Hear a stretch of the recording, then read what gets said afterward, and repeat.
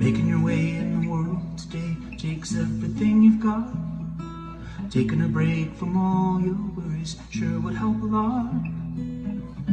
Wouldn't you like to get away?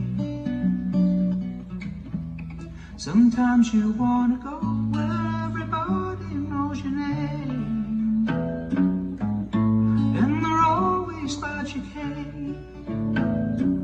You wanna be where people can see your troubles are all the same. You wanna go where everybody knows your name.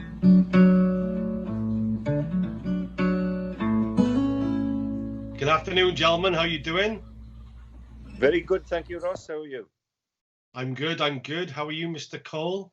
I'm all right, Ross. Nigel, nice to have you with us, Nigel, on a TriCast. Well, it makes a change for me. Well, I'm glad you said TriCast and not three-way. That's the main thing. Yeah. This is out for people tuning in to watch. This is our new podcast. We don't know how frequent it's going to be yet, but it's called Authors, a writer's podcast. And what we're going to do is just talk about what it's like to be a writer, why you decided to become a writer, what you enjoy about it. And then we'll do some other questions around books that you love, what you're reading right now, what you're writing right now, all that sort of thing. So let's start with you, Mr. Cole. What are you writing at the moment? Are you writing? Yes, I'm writing the 12th. Started writing the 12th Terry Maguire. We've got number 10 in the can at the minute, and we're halfway through number 11. So I've started on the 12th, and I've done about 20,000 words at the minute. Okay. So obviously that'll be sent down to Nigel now, and I'll do about 30,000. I'll send that down to Nigel, and then you'll go through it and add whatever, and take away whatever he wants, and we'll compile it that way, which is the way we do it. Puts all the big words in, yeah. Yeah, Nigel will put all the big words in and polish it off, and box it really. Refine it is the word, I think. Yeah. Because he's very refined, Nigel is. Well, we can tell. I'm glad you think so. We can tell. Yeah. What about you, Nigel? What are you working on at the moment? Well, I'm working on the bits that Arthur's sending through to me. I'm also just launching the book I've had in the can for probably 8 years. It's a book called Dead Legacy. Mm-hmm. It's a horror story, which is quite a departure for me. And that should be out on the 30th of September. Well, that's a great date for publishing that one. I hope so. Well, yeah, so I hope so too. I hope people are going to spend money on the 30th of September. I mean, I've got Beacons coming out on the 30th, which is my eighth book, I think, 8th poetry collection, and brings to an end the thought processes I've been doing through fly tipping and driftwood to this point, and it's all kind of about meaning of life stuff and free will and all that sort of it's not romantic, don't worry, it's not romantic, but it's hopefully it's thought provoking and hopefully people enjoy it. So yeah, so also 30th of September. So very good. And there's nothing wrong with a bit of romance, Ross. Well, I like my romance on the television, to be honest. I think it's best kept away. I mean, Natalie doesn't watch these, so it's fine, I can say that. But yeah, let's keep the romance on the TV. It's better for everyone. It's better for everyone. I'd rather watch it than read it. Yes. Yeah, I would completely agree. Personally. Well, I mean, it's been one of the things, and Arthur, you and I have touched on this before, and I think if you went back through the books I've written, you'd be very hard pressed to find a love poem. And the reason for that is, A, I can't write one.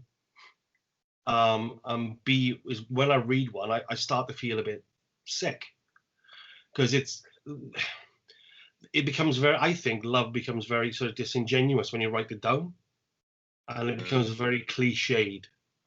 And the best love poems I've read are the ones that are like, I love you, but I can't have you.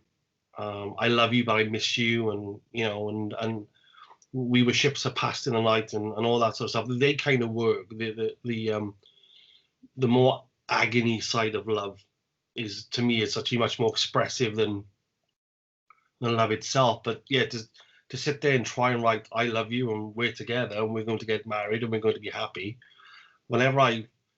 In the few times I've tried to do that, it just does come out a bit sickly, to be honest. So I try to avoid it. What about you, Arthur? You ever written a love poem?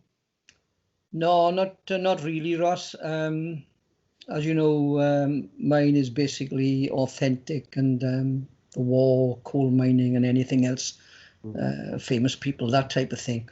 I suppose in the war poems and even the mining poem, you do get a bit of sort of, I wouldn't call it love, or of men or of women, obviously. But no, I'm not a love poet.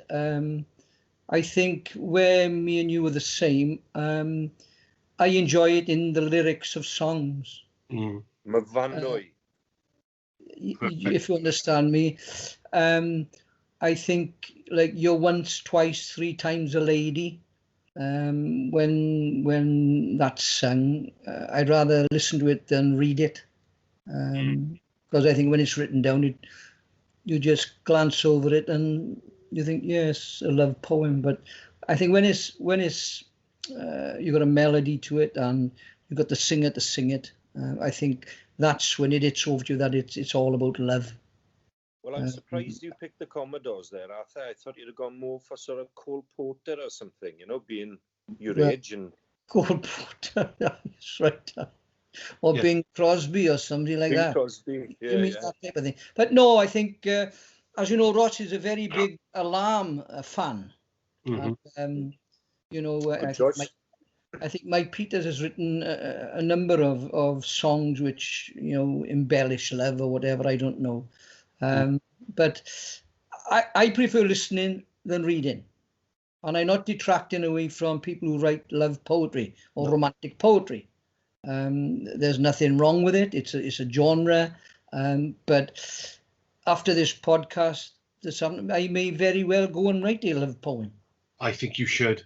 I think so too. In the style of the Commodores. In the style of the Commodores. But maybe you should start with something like, back when I was roadie for Glenn Miller. That's right, it's like Nessa on Gavin and Stacey, like when she was a roadie for Phil Collins's group, that type of thing. You know what I mean? No, it's I can't see me writing a poem unless it's for a specific purpose. I don't know. Yeah, well, I mean, Natalie, my fiance, she's a bit of a princess. So when I've finished a book and she likes to be the first person to read it, and I'm sure she's scouring the pages going, which one's about me? Which one's about me? Yeah. And I end up disappointing her a lot by going, none of them really. That's kind of not the point. But Mike Peters is a great example. I mean, one of his, and I've got a handwritten copy of the lyrics here by Mike, is "Walk Forever by My Side," which is an incredible love song.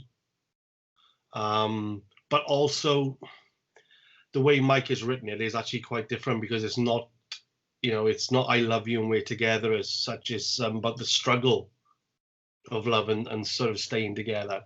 So, but if anyone could do it, you know me, I think if anybody could do it, Mike Peters could do it, because he's God sent. So, but you're right, music and poetry in the spoken word, I think, love works better, rather than, because you project onto the page, don't you?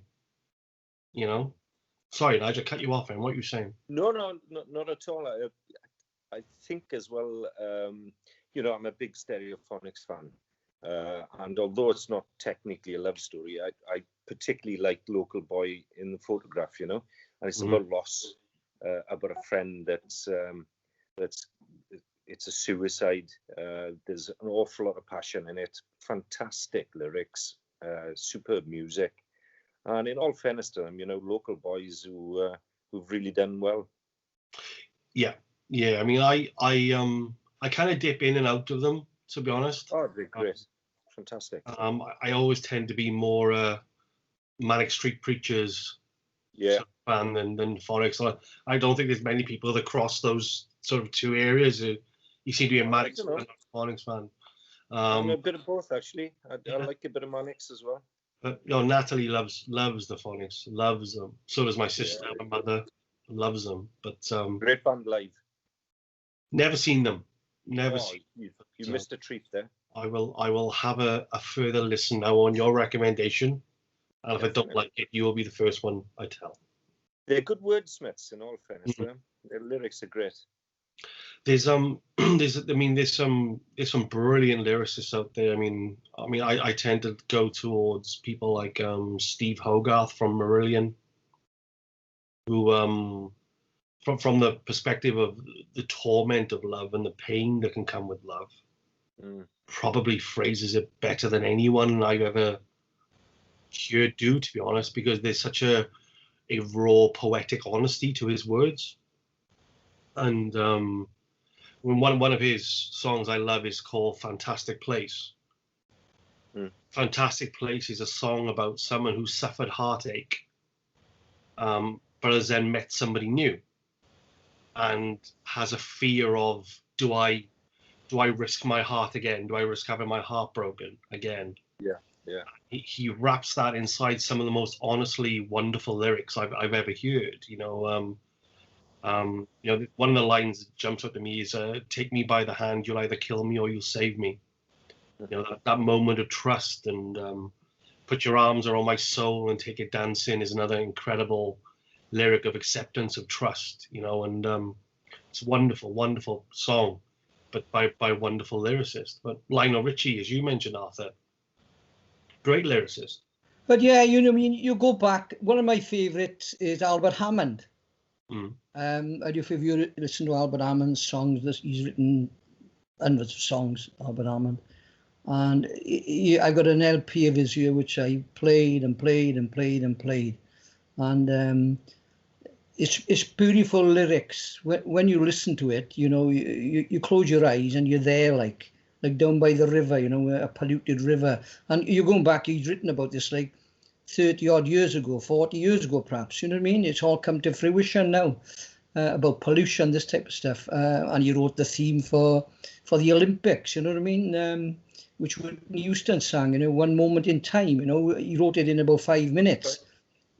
So, yeah, you know what I mean? I think, and you go back to the Stereophonics and these groups. And what I like about the groups like Stereophonics and the Manic Street Preachers, they're not aiming for a #1 single. No. Their LPs, they're studio recordings, which invariably go to #1 as an LP. But if you look at these singles, there's only 1, 2, 3, 4 of them have actually made the high in the charts. But they don't care about that. No. Whereas the groups, these manufacturer groups, they want to go #1 straight away, and they think they made like the Little Mixer on you at the end of September. They're doing a thing to get another girl group to follow them, and I think that's what I'm being in the business 2 minutes, like, I know you're on the telly, like, who are you to tell like four youngsters, this is what you've got to do, I don't understand it, but when you talk about Mike Peters, Albert Hammond, Diane Warren again, Diane Warren will write a song today and she'll ring Lionel Richie tomorrow and say, I got a song here for you. And he goes over and he says, I'll do me. And he sings it. You look at all these artists, that the songs they've recorded and been #1 big songs, and you go and have a look who's actually written them. And you'll be very, very surprised. They're not singers themselves. It's like anything else. They write it and they sort of say, there we are, have that. Brilliant, absolutely brilliant. You know what I mean? But that's just the way I see it, like. No, I mean, I tend to go to the American songbook a fair bit. I think the early songs and the early writings of Neil Diamond.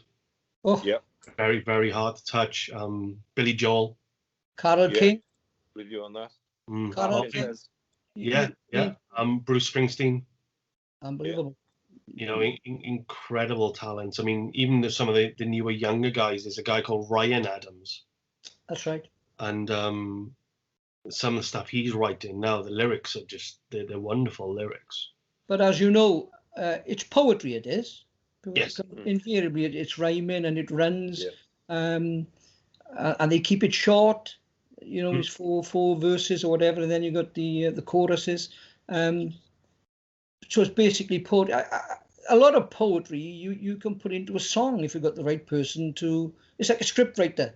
You know what I mean? You give them the script, they alter it, this, that, and the other, but the end product is basically the same. That's what I see about poetry. Like, I mean, Steve James has done a couple of my poems to music. He's put a melody on them. He's changed a few words around here and there. But it's cracking. Like, you know what I mean? It's cracking sort of song. Like, but yeah. Yeah, but Nigel, I mean, you guys are probably going to have a bit of access to sort of script writers now over the next coming months, with with Terry going to audio.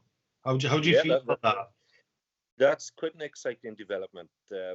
Perhaps I was a little bit more excited about it than Arthur, and I think the reason for that was that Arthur's detective sergeant head was on, and he was being cautious, and rightly so.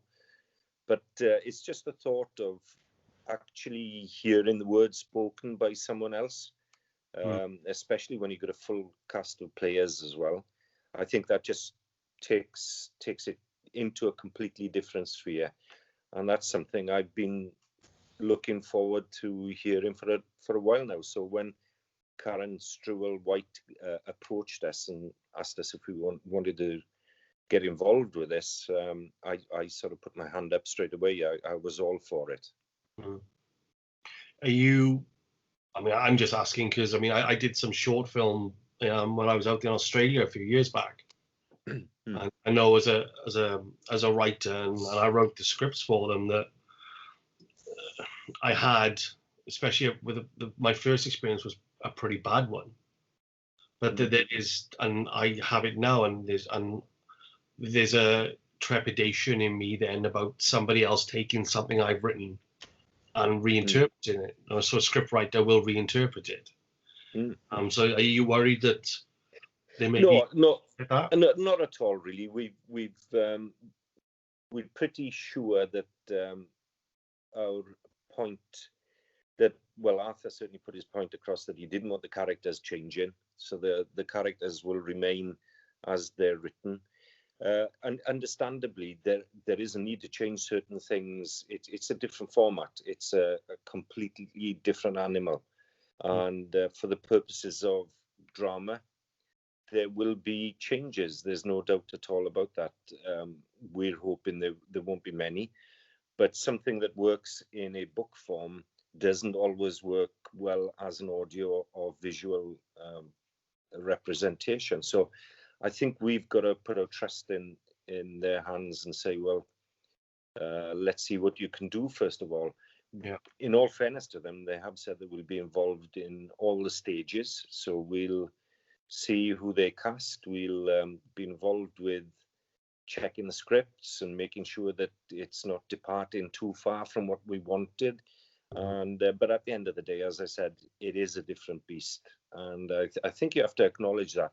And I think anybody who sells the rights to television, for example, they've got to realize that when they see their name up on the screen, it says based on the books by. It's never an accurate interpretation of the books. The books are normally longer, so they have to edit it. They have to pick out the bits that they think are going to add that dramatic touch to the film or the TV series, and it's just one of those things. You have to go with the flow, I think. I mean, it's a great book. I read it recently, Unethical Conduct. It's a great. Great, thank you. And very vivid, very in fact, compared to some others I've read of the genre, quite confrontational in many ways because of how real it is. And I think when you read, especially, I mean, with the horror book you've written now, and horror is a good example of it.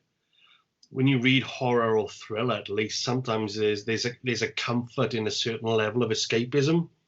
Yeah.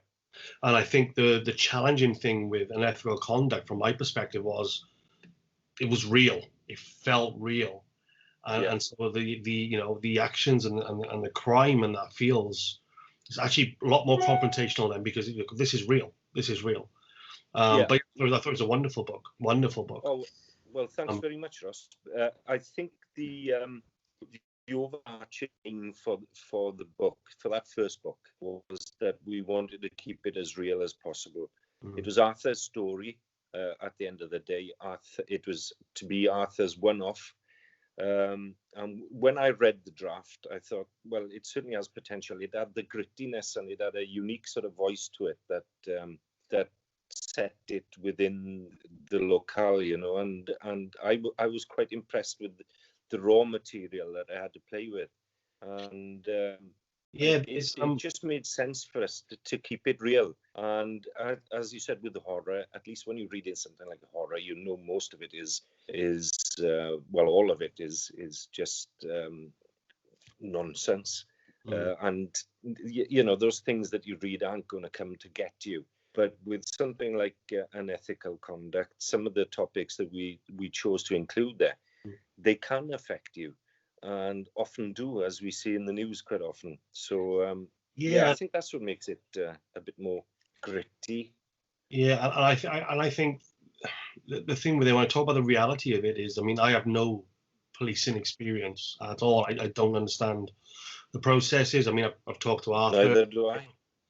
And I was traffic. He's on the traffic, see?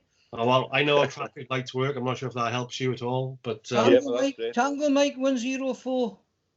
No. But you know, as an outsider, then looking into it, I said, and having no knowledge of the police outside of what I see on television, the fact that I felt that it was real, with nothing to really compare it to, again, I think it's a testament to what you guys have written. So you know, when I set out to write this book, Nigel will tell you, I had no idea what I was writing in respect of how a book should be written. I had no format. I didn't speak to Nigel like we're talking now. It was all done over the internet. I think I only spoke to Nigel perhaps once or twice on the phone about it, because it was written in a fortnight, and it was about 40,000 words. And all it basically was two separate plots, same characters, obviously, and Nigel then put a filler plot in the middle of the flasher, which goes through a couple of the books. And I just wrote, and I basically wrote from experience. I thought I'd like to write this book, and I'd like to make it a bit different, because I don't read books, as you know. I'm not an avid reader. So I thought I'd do one about police corruption, and that's how we all started. And it was an investigation into a body on the beach, and B, two corrupt detectives, one who'd retired and one who was still serving. So because I know the procedure, etc., it just flowed out of me. Do you understand me? And then once it was finished, Nigel had it, and Nigel put it all together. And he rings me. He says, "Your book is ready. Can I meet you?" I met him in Puthcor. We had a cup of coffee. He gave me the book, signed it, and that was it as far as I was concerned. I told Nigel, I said, "You're not going to write another book. That's because I don't know what I'm doing." I didn't know what I was doing. And Nigel said, "Look, we'll write together." And I said to Nigel, I said, "Well, you write your own books, you know." He said, "But I like this. There's potential with it to take it." And I said, "Whatever." And I think we wrote the second book in about a month, which was The Edge of Integrity. And it just carried on from there. And like I say, we've got 9 at the minute in the bank. The 10th is finished. Nigel will add to that now and bulk that up. But the plots are there. We're halfway through 11 and we started. So it just flows out. It does. Nigel's been very busy the last 6-9 months, so it's very, very difficult for him. But there's no problem because I'm always writing. Yeah. So and Nigel, we're two different characters, obviously, but Nigel can pick the thread up of what I'm writing, and I can do the same with it. If Nigel rings me, I said, "I got a bit of a plot here." I said, "What is it, Nigel?" And he'll just run through it. I said, "It's cracking. Lovely. Well, you do what you do, and when I see it, I'll do what I got to do with it." And it's vice versa. So I'll send Nigel 1,000 words of, say, for example, a court scene or whatever, and then Nigel then will embellish that with the barristers, the judge, the individuals in the court, and it just bring it together. So that'll end up like 1,500 words. It all jigsaws together, and we very rarely meet each other. If we meet each other, we do in the talks, obviously, but we don't discuss the writing. Once we finish a book, I'll pop down to Nigel and we just run through it. And if it's to be altered, it's going to be altered. But we've never had a crossword. Oh yes, we have. Yeah, no, we haven't. Well, everyone know. But people who read the books, and we ask this in the talks, if you've read the books, would you know that there were two people writing it? And they say no. If you put on there Fred Bloggs, it's Fred Bloggs' book. It's Arthur's and Nigel's book, obviously. So, which I think is a good thing again. And then going back to the dramatization, as what's his name? We went on who's the fella? We went on the show, the writer, Nigel. Oh, Phil Rickman. Phil Rickman, the famous writer. He'd read it. He read the whole book. It didn't take him long to read, obviously, because it was shorter then. His stuff been added now, obviously. And he said it was cracking, fast, pacey, gritty, true to life. Well, he loved it. I'll step in here. The words he actually said was that he's read books by millionaire authors that aren't as pacey and full of action as this. Those words I think he said. And we wanted to use the quote on the cover of the book, but to date it's been difficult to get hold of him. But, so I think he's a bit of a recluse up in Hereford somewhere. But he's avoiding us, yes. He's avoiding us. We haven't been back on his show, have we? I don't know why. No, he was good as gold, and he enjoyed the book. He enjoyed the book, and that was nice for a first book, Yeah, and I think the other thing about it, the reason we continued with Edge of Integrity and then Death and Depravity and Angel of Death was that we wanted to show that life isn't Midsummer Murders. You get a team of detectives. When you get a murder case, obviously, as Arthur would tell you better than I can say, that's the priority. But whilst that's the priority, there are other things on case files on the go as well, and they have to be dealt with. Now, sometimes if it's something that's not major, it'll be sort of pushed off onto somebody who's just coming up through the ranks, or as soon as the murder case is finished, they're working on those again. Sometimes they run in hand, but obviously the murder will take priority. But we wanted to keep these plots like the Flasher. We wanted to let it run for a while to show that cases aren't actually solved overnight. They're not solved within that magic 48-hour window. That sometimes they never get solved at all. That's just life, And the whole idea then of converting it into a series was to let these plots run and see where they took us. And we've had a bit of fun with them. Yeah, I mean, you're writing 10, 11, 12. I mean, that's universe building, isn't it? To do that. Yeah. I know Arthur is incredibly prolific. Oh, yeah. I would love to be that prolific, but I'm not. I'm much more a solitary, sort of melancholy type character that finds it easier to be creative when they're not particularly in a positive mood. Yeah. And that doesn't happen that often. So that's why I tend to not have the output that Arthur does, and also probably what drives me to write. So I mean, I guess for me to go, I mean, there's a lot of people that want to write a book, and I loved writing a book, and having a book published is a great feeling. Yeah. But I mean, from your perspective, Nigel, what was it that made you want to write a book and release a book? I think it was basically midlife crisis for me. I was approaching my 50th birthday 10 years ago, and now approaching my big 60. And I'd always wanted to write a book. I had this idea, a bit of a crazy Clive Cussler type of plot in my head. And I thought, well, if I don't do it now, I'm never going to do it. And this was 10 years ago. And I set myself my 50th birthday to finish this thing. And I just about got it finished by my 50th. Did a few edits on it and managed to self-publish it then, although there was a bit of interest with one of the big publishers. But I decided to self-publish it. The book is called The Eden Relics, and it's a lovely bit of nonsense, really, set in Egypt and in the Swansea Valley in Craigenose. And I managed to get that done, and then things went on from there, really. Some other stories came up. I helped a retired police officer write his memoirs, and that led on to another series of books set in the 60s. And then Arthur came along, and to be honest with you, it made sense for me to work with Arthur because, as you probably know, Ross, plot is one of the most difficult things, really. If it's just difficult to keep coming up with original plots.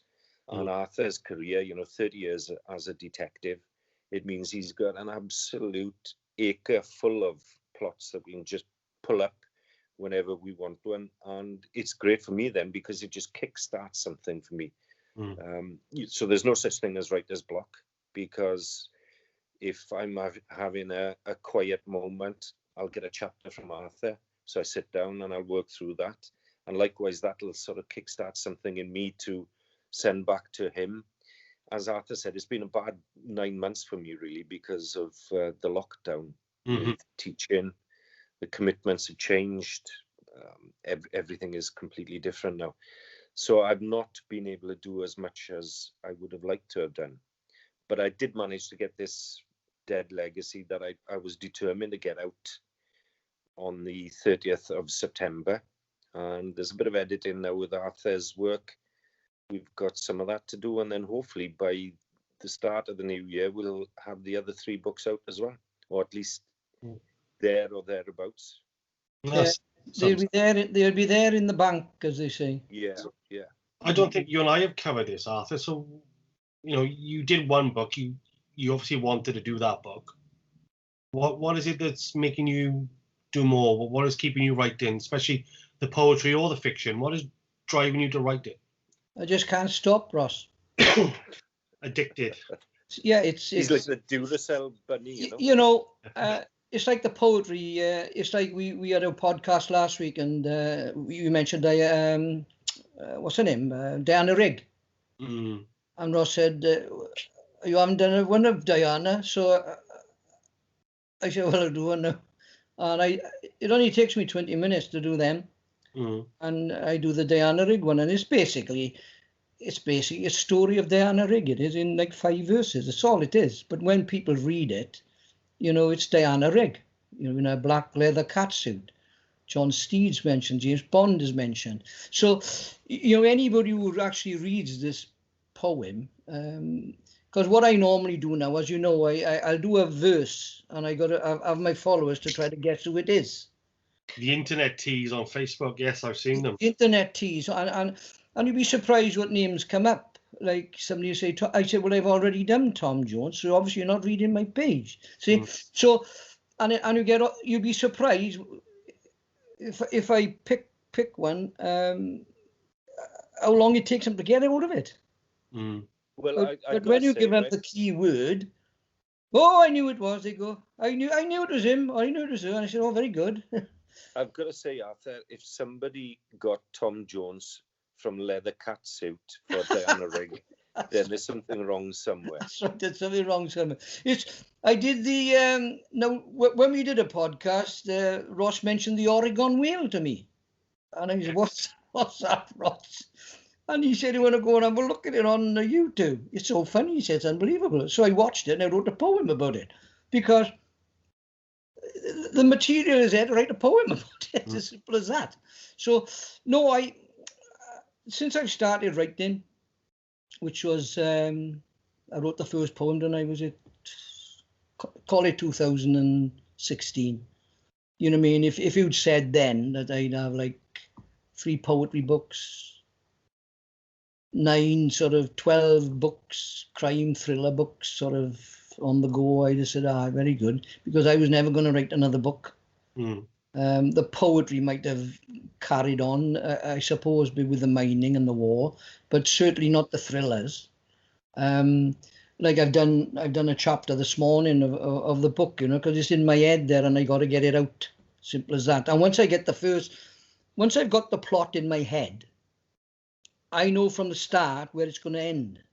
Mm-hmm. And all I've got to do is fill in, and it's invariably investigative filling in, it is. Because you've got the timeline from the time they find the body to the charging. You've got that big space in between, and I know where to go. Yeah. And if I want to go somewhere else, I'll go somewhere else. Or if I send a chapter to Nigel might want to go somewhere else. And he'll send it back to me and say, that works. Perhaps that doesn't work, so we'll cut it out. But I write every day, but I don't make any notes. The only thing I do with the poetry is if it's dates or numbers, you know, that type of thing. But I just... you're good with the timeline. You know, yeah, that's one thing I'm not very good at.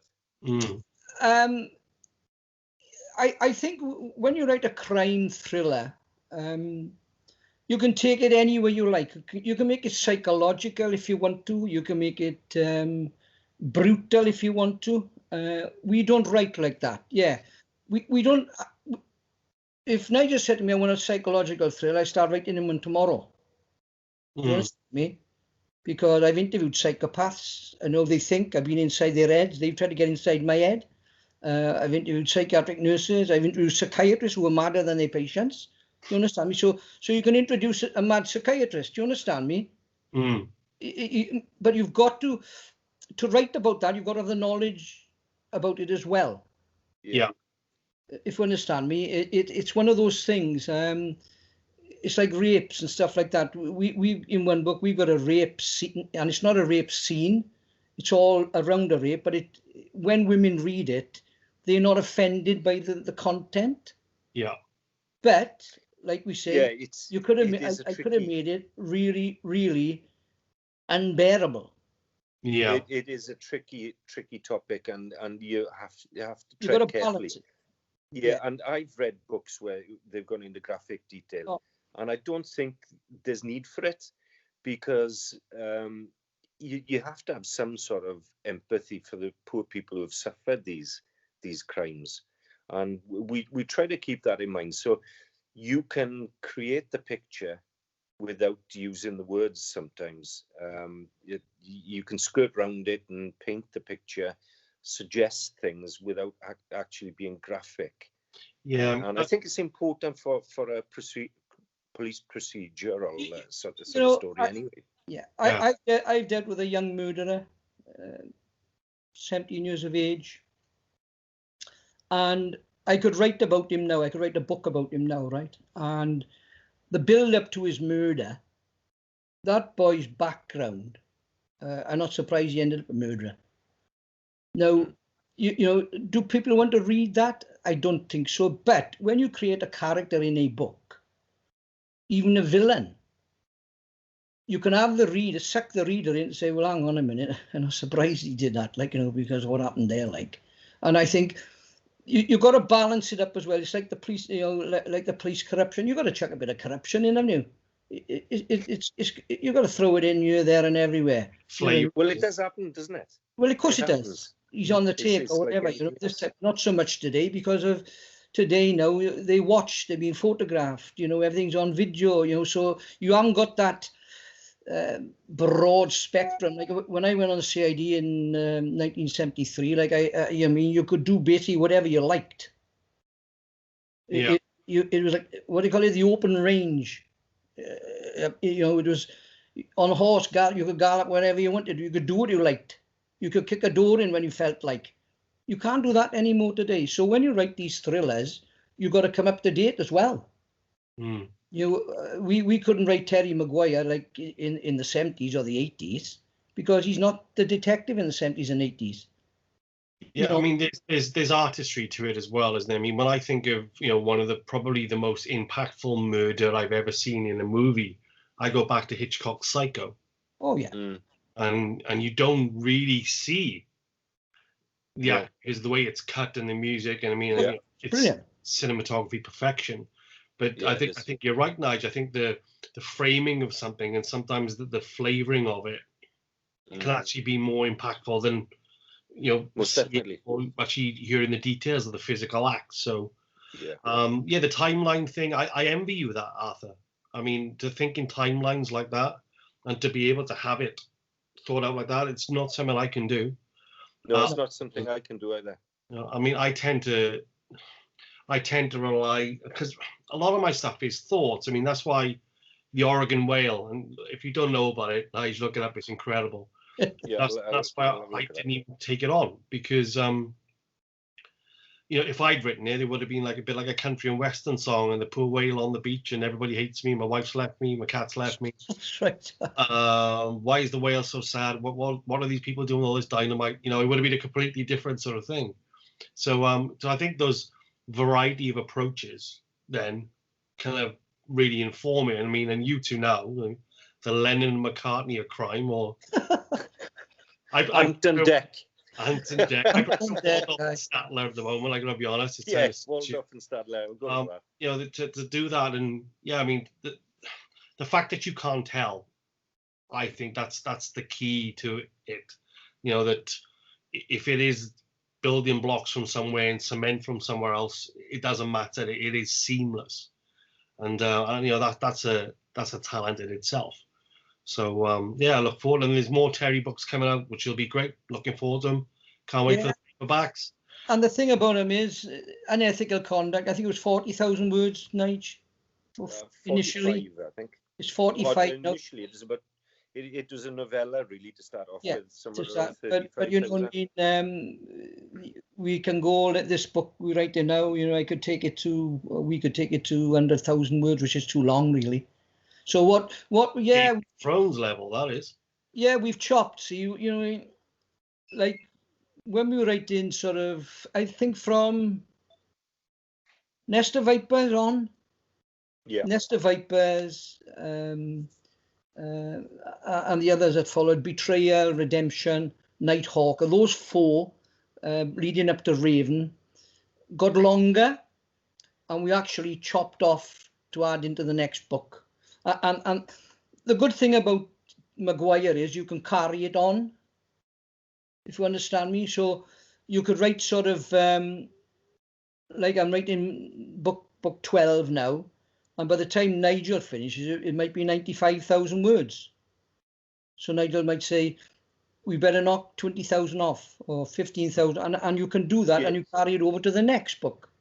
Yeah, you make it sound as if you just say, right, we'll take that 20,000 out and we'll just chuck it away. But it's not that, because of the nature of the structure of the books, where we've got these plots running through. It was a bit of a tease as well, to be honest with you, Ross. The whole idea that this plot is getting there. And I know people hate being left in the lurch with a book, but because we conclude perhaps one or two of the plots there's enough there to keep people happy, whilst there's a subplot running in the background that'll carry on into the next book as well. And it's worked okay, it's something we both enjoyed doing, and it gives us time to think about the conclusion of that plot that's running on as well, because there may be something that's happened or happens at the start of the next book that'll change what we originally thought about that plot. So it really is a sort of dynamic process where things will chop and change as and when the circumstances are right for them, and neither of us are precious about it. Yeah. If there's an issue with the stuff Arthur does, or if there's an issue with the stuff I do, he'll tell me straight, look, that's not going to work. That's just nonsense.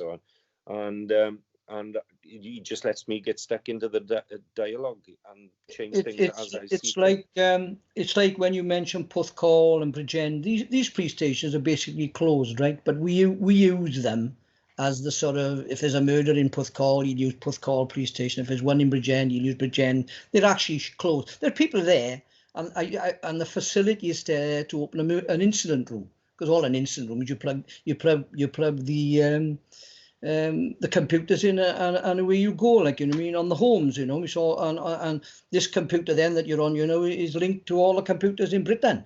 So, like, if there's a case where a particular weapon has been used, say a knife or whatever, that you can beam it out to, or the MO is the same, you can beam it out to, say, West Midlands, and they'll come back, oh, we've had a murder like that here, where you never had it years ago.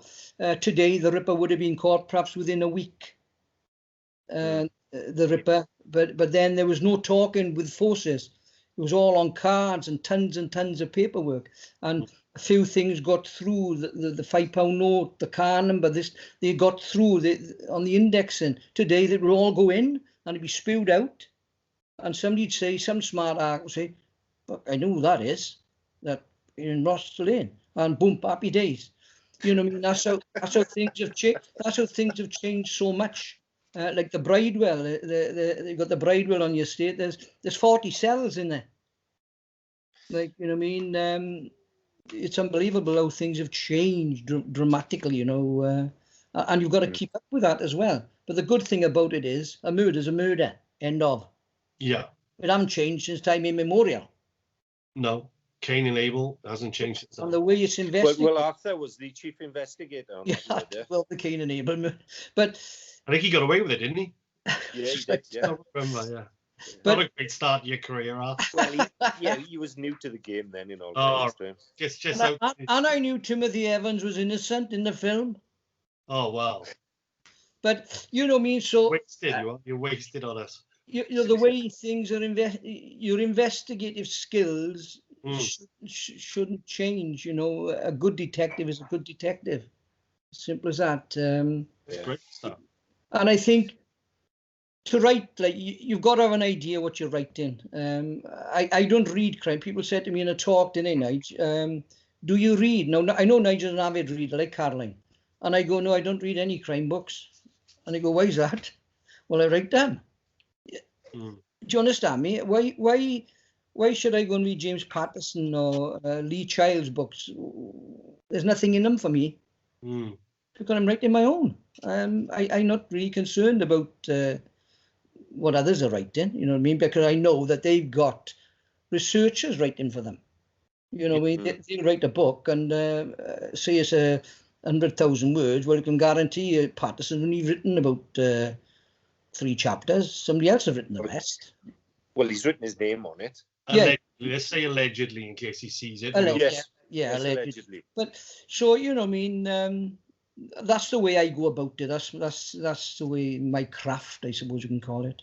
Yeah, so I mean, like I said earlier, it's fundamentally different to me because, you know, you're dealing in a linear storyline, and I kind of like, I'll get hit by a thought, and then that thought almost becomes like a word cloud, and then sometimes I write a fair bit of landscape poetry, and sometimes I use the landscape as a template for delivering the thought I want to get across. So I've just finished writing a piece for a book now about a castle in Scotland, at Dorlin, and the crux of the poem is that the castle looks exactly the same when it's reflected in the loch. And I've looked at that because I've gone, well, how boring is that? Because it looks the same. And it's my way of saying that, you know, when things meet and when conversations and discussions happen, then there shouldn't be 2 identical points of view. You know, it should be different. So I've kind of wrapped that into the landscape. I mean, the Back to Love poems, the only love poem I've ever written for, which I wrote for Natalie, which the first 2 lines are, let me write you into a landscape. And so I tend to do that, but it's all thoughts, and it could be 3 o'clock in the morning. It could be in the car somewhere. It could be an image I see, but it's never linear.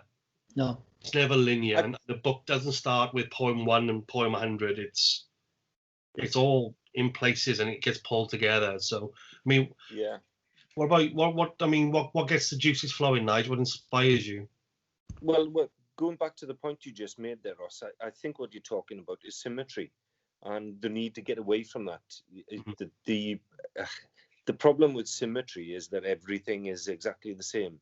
So like you said about the reflection in the water, the reason it's not interesting in that respect is because it is the same. And once you get over that initial sort of shock of the beauty of it, that instant reaction to seeing that there, I think you then realize that it's actually the ripples that run through that lake that create the interest, really. And it's that ever-changing ripple that makes it so fascinating. I know what you're saying about the linear nature of the books. That's right, but I think there is the asymmetrical side of it as well, where we do try and create this alternate sort of reality there as well, with some of these subplots and how they link and throw this sort of web, these fingers off in all directions, and the whole idea of it is just to not necessarily to keep people guessing. People guess the outcomes of books, you know, even by Agatha Christie books. People will guess the culprit before they get towards the end, but it's making sure that journey from the crime to the solution is logical in some way, that it does make sense, that you get there and you don't feel cheated by throwing something in there that just doesn't make sense at all. You know, you got to keep it real. That's the point I think I'm trying to make. And the other thing I think, especially with a crime book, is you want to see what's on the next page. Yeah, keep the page turning. That's another thing that I've learned since I've been writing. You know, I mean, I would describe myself, even now, right? I've been writing now 4 years. I'm a rough writer, I am. I'm like a rodeo cowboy, I am. Basically, because I write what's in here, and I got to get it down. But I know what I'm going with it because of the files of evidence that I've written, the statements I've taken. How it's got to flow. Everything's got to flow. It's got to flow. When you interview a bloke, I'm interviewing you, say, for a rape. First thing I got to know about it. What happened? Where it was? What was the girl like? This, I got to know all these feelings when I interview you, because if I don't speak to you properly about evidence that I got or whatever, you're going to lie back in your chair, and I see they just sit back in the chair like that, and you can tell by their body language. They're open. They basically say to you, "I don't give a monkeys." But once you hit them with it, they change. They come close. You know, they start twitching, whatever, and you think, "I got you," but you got to know what you're talking about. You know. I mean, I've definitely applied structure now to, like, Beacons is quite a structured book. There's 6 poems in there, Beacons 1 to 6, and they're spread in certain places throughout the book. And so the first poem is Beacons, the last poem is Beacons 6, and 2, 3, 4, 5 sit in the middle, and they are in specific places in that book. So that's probably my first dalliance with the concept of structure around it. It's kind of why I don't write the way that Arthur writes. So I don't write rhyming poetry, because if I try to write what I want to write like Arthur does it, I've got to cut thoughts off sometimes because they don't fit, and I don't want that meter to it. You know, I want it to, and sometimes some of my stuff, if I read it, it can sound like a story and not a poem. But on a page, it looks like poetry. But you know, I want that when I want the lines to gallop on, I'll let them gallop on with punctuation. When I want to do quick staccato bits to make really sharp points and use words to create sounds, you know, and assonance they call it in writing, don't they? So, you know, the sandy shore, the beach and the waves, and the sea. You create all those S sounds, and it creates sound, you know, and all that stuff is really, really important. So, gentlemen, we have about 10 minutes left. So one thing, Ross, I'd like to ask you: if you were going to write a book, what would it be about? A poet that doesn't know how to write a book. That's what it would be about. I don't know. What would it be? a science fiction book? Would it be a crime book? Would it be a technophobe book? You know, because you're a computer obviously expert. Would it be something like that? Yeah, no, I think I'd like to dabble in the thriller genre, probably. I would probably want to wrap some sort of Welsh mythology or mysticism into it. So if I was to do an investigator book, it may be a paranormal investigator, or at least the illusion that something is paranormal when it's not. I like to sort of subvert that sort of concept. And then I would kind of like, because a lot of the stuff I write is, is very much about my philosophy and what I think life is about. And there's two pillars that sit underneath all the poetry, which is your life has to have meaning and you have to have responsibility. And those are the two things that prop your life up. And that's evident in all the stuff I've written. So I kind of, I had an idea once about a very flawed character that was a bit lost, and, his job kind of gave him his meaning back, and his responsibility was to help people.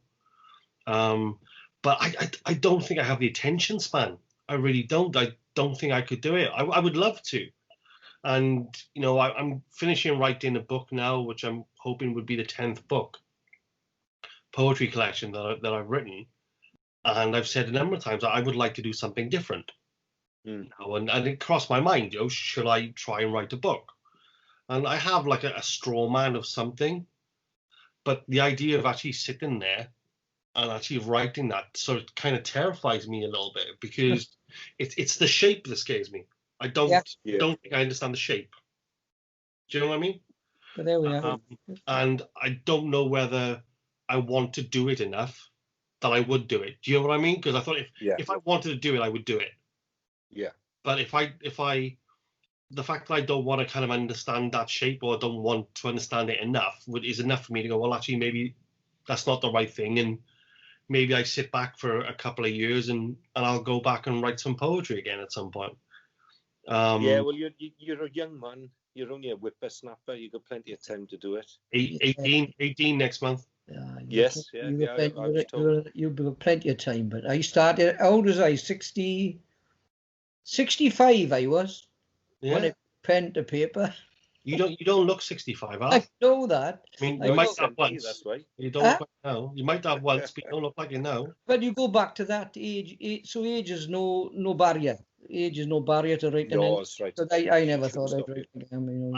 I've comfortably got to a point where anything that I wanted to say, I have said, and whether I've been direct with that, or whether I've wrapped it into a metaphor, like a castle on a lake, I've said everything that my brain wants me to say right now. So when I was finishing off this last piece of work, the last poem I wrote was basically a coda, which is the end of a piece of music. And it was almost like an in summary of everything that's been before. And it was quite actually emotional to write it, because it did feel like a full stop almost. And I can't say that it is. All I can say for now is that that's probably what it's going to be.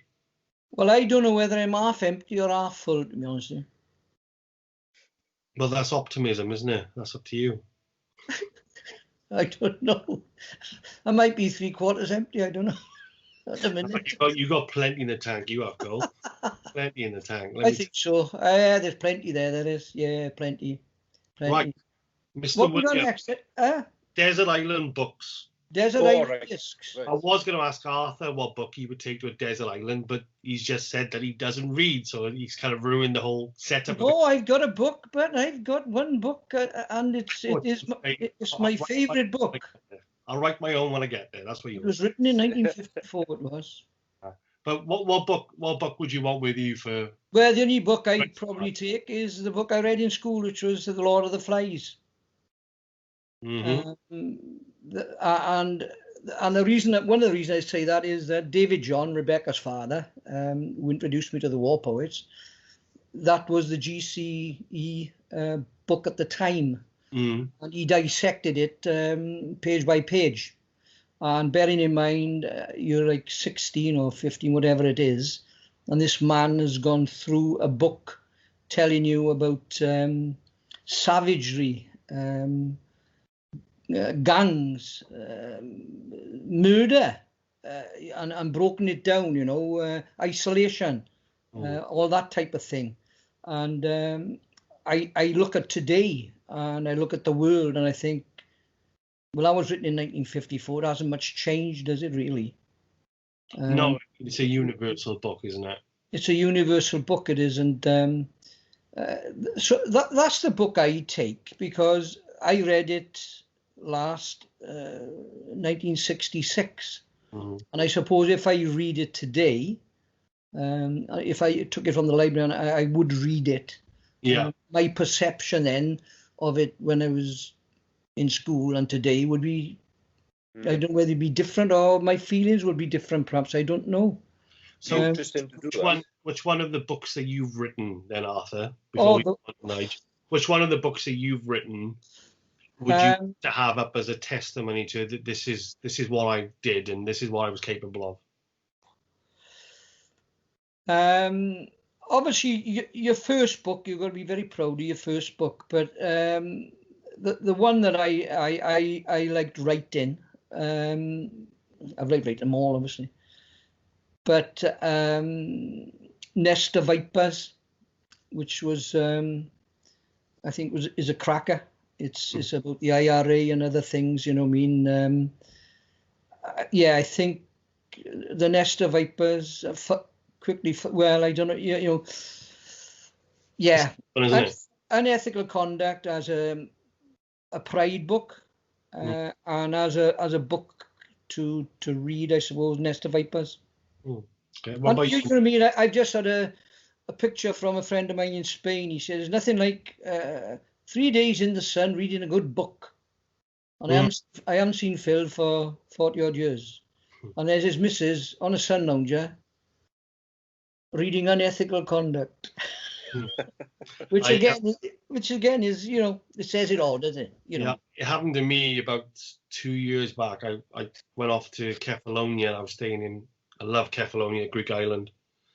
And I was staying in this lovely hotel overlooking the sea and the beach, and it was great. And I got there and I came down and I checked into the room, and I'm ready to get in the pool because it's 35 degrees. And as I came down, there was a bookcase there with all these books in them, and for people to read by the pool. And it was a fantastic moment because as I walked past, there was a copy of Fly Tipping by Ross Lane. That's right. And the cover was battered, like the library books, lived in, right, like Mick Jagger's face, really. So obviously, been out by the pool, and they had, had beers and coffee stains and everything like that. Great, though, isn't it? Wow, that's wow. Yeah. And I think at the moment, I think if there was one book of mine where I think I can say, well, I actually did my best work, I think was Fly Tipping, because that book was my thesis on writing. And that, we, as writers, what I think we do is I think we fly tip memories. We write them down and we kind of throw them away, and they become something to somebody else. Yeah. So when I wrote that was the logic behind it. Yeah. So Fly Tipping would be the example. The book I would take with me, and I can read it over and over again. There's a couple of them.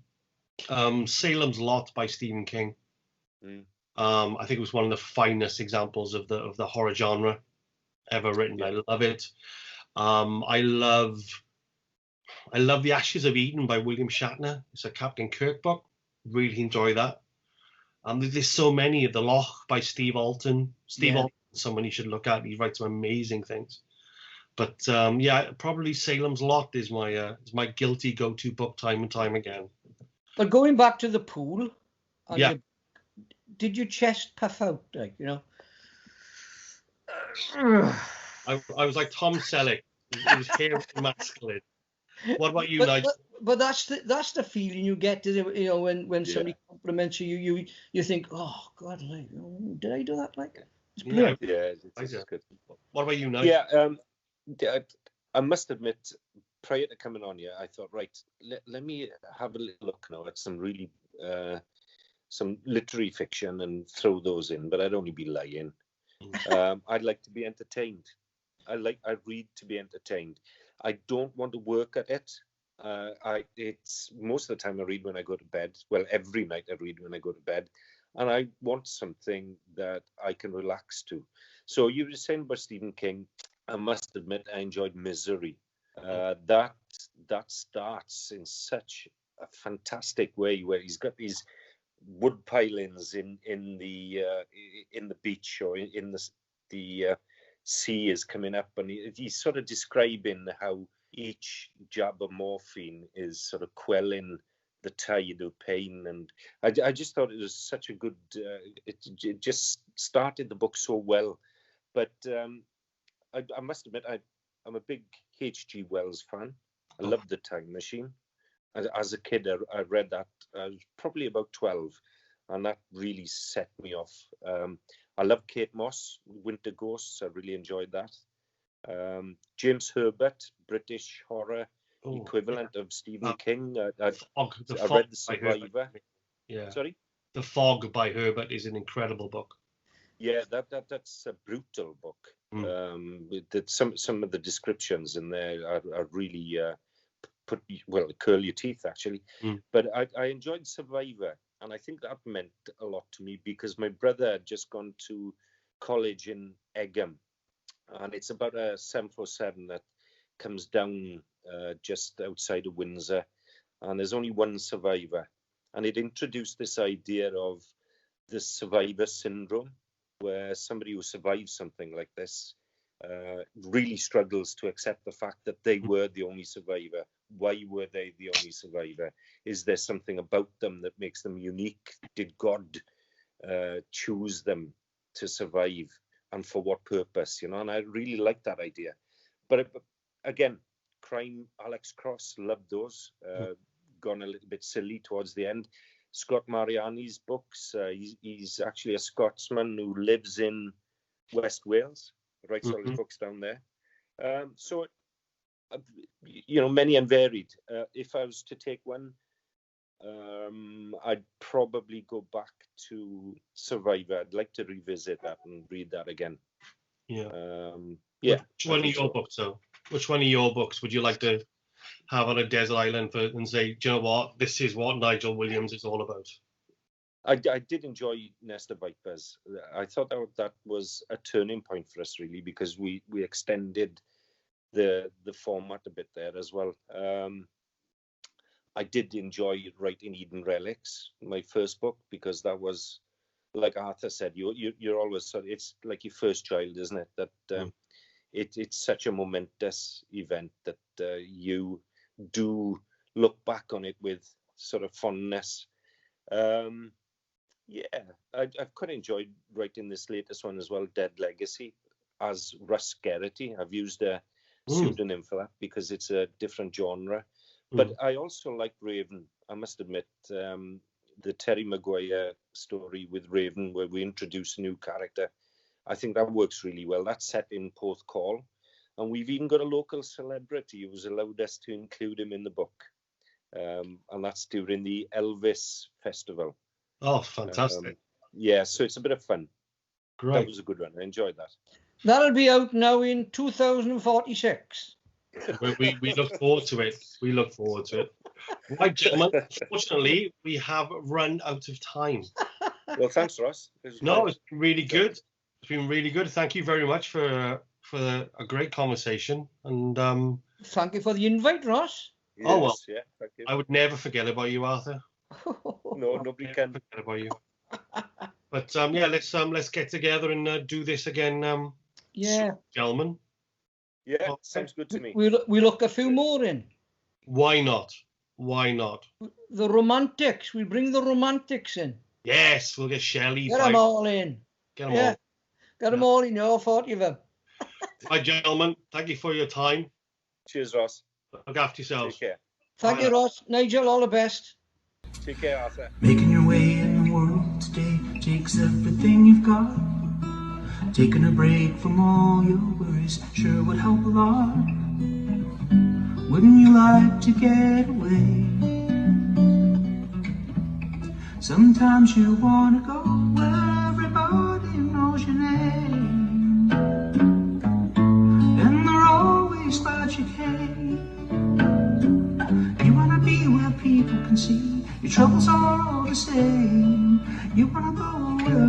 Nobody knows